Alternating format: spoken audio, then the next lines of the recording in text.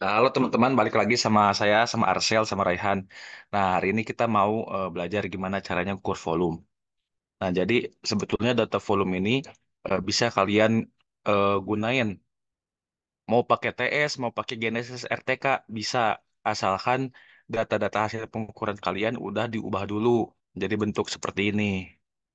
Nah, jadi di sini tuh harus dalam koordinat UTM, isting nortingnya sama tingginya. Sini juga sama. Base ini itu eh, base ini itu jadi tempat di mana kalian nyimpen si material kalian. Jadi kan kalau kalian nyimpen sesuatu pasti butuh penampangnya. Nah, penampangnya itu adalah base.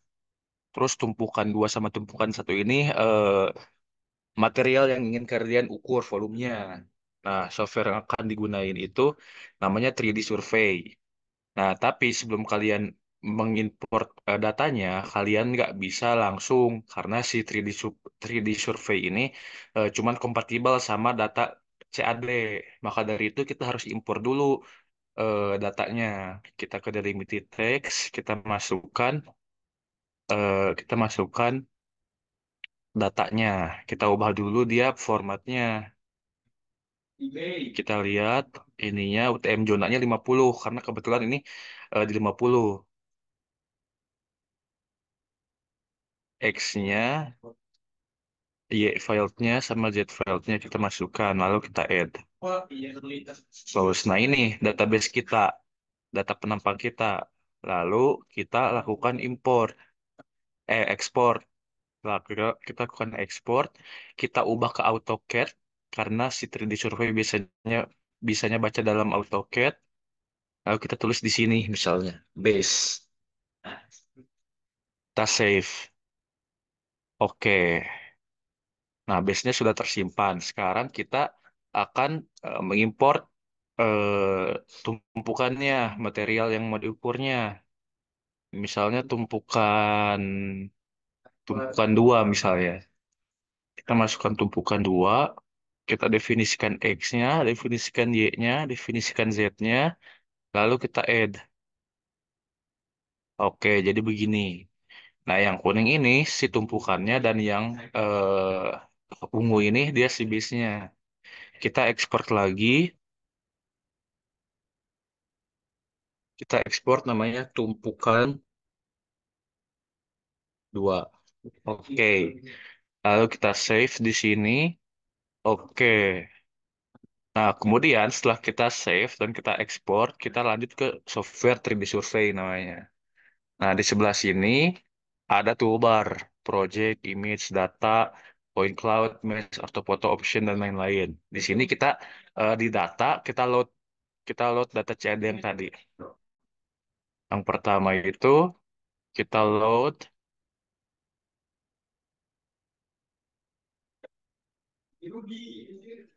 kita masukkan base-nya, ini base-nya, lalu kita masukkan lagi data tumpukannya. Ini data tumpukannya. Nah, untuk mempermudah, nah ini karena lupa diganti namanya, makanya tumpang tindih di sini kita hapus dulu sebentar. Nah, kita hapus, kita load data lagi. Agar tidak tumpang tindih, kita jangan lupa ganti dulu namanya. Base misalnya. Nah, lalu kita ganti warna, bebas gimana kalian bertanya pakai warna apa. Nah, lalu kita import lagi di sini data tumpukan dua. Nah, berbeda kan di sini. Nah, kita ubah namanya dia jadi tumpukan dua.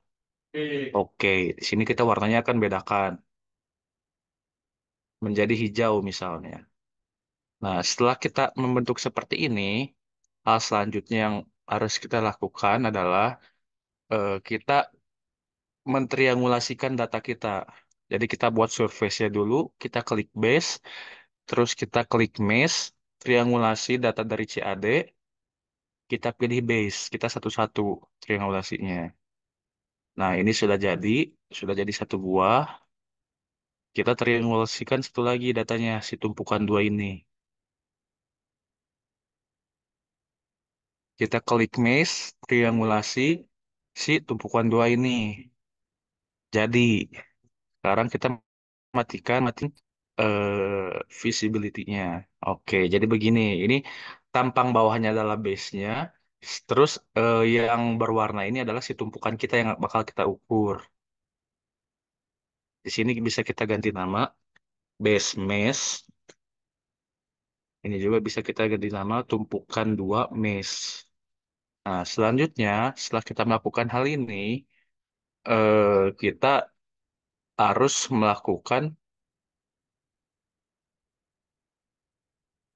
setelah melakukan ini kita harus melakukan pendefinisian dari batas tumpukan dua ini. Caranya gimana? Caranya kita balik lagi ke CAD, kita klik tanda plus di sini, lalu kita tulis di sini batas tumpukan dua. Nah, lalu kita nyalakan ininya, layernya, lalu kita bentuk batasnya. Nah, batasnya ini bisa kita bentuk dari melihat perbedaan antara base dengan si tumpukan kita. Nah, nanti hasil volume kita ini tuh bergantung sama kemampuan kalian mendigit. Jika kalian melakukan eh, kesalahan sedikit yang melenceng-melenceng, mungkin bakal memberikan sedikit perbedaan volume. Karena ini kita lagi praktikal, jadi kita as soon as possible ya kita buat ya.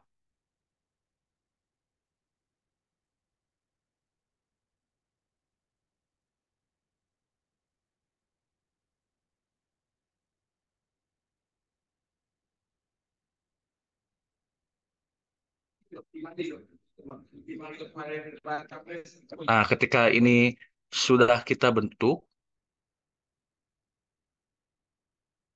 hal yang selanjutnya harus kita lakukan adalah mengimport si batas tumpukan dua ini. Tetapi agar yang lainnya tidak terikut, kita harus hapus terlebih dahulu. Jadi base-nya kita hapus, tumpukan duanya kita hapus, baru kita bisa melakukan import data.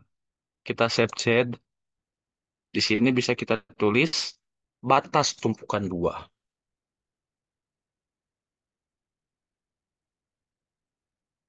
Nah, setelah ini selesai, kita balik lagi ke Mesh, database Mesh-nya kita lakukan convert to point cloud.